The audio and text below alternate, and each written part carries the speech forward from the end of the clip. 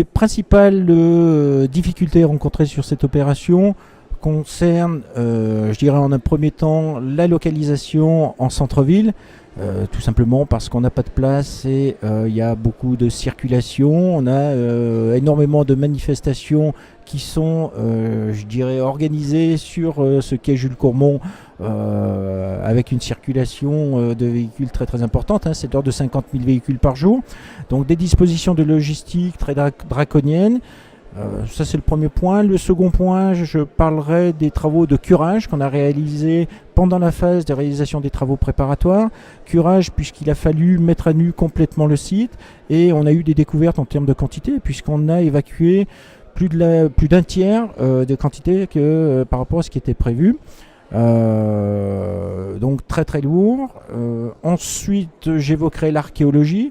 Sur cette opération de l'Hôtel-Dieu, il y a eu 9 phases au total d'archéologie, dont des phases très longues pour certaines.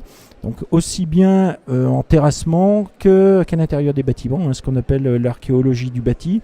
Donc on a eu nos lots de surprises qui ont quand même impacté l'opération. Et puis bien sûr sur cette opération du Grand Hôtel-Dieu qui est quand même, je rappelle, la plus grosse opération de restauration privée jamais réalisée en France, il faut quand même arriver à s'adapter au fonctionnement du monument historique, ce qui est quand même pas courant et ce qui nous amène à sortir un petit peu de nos schémas habituels.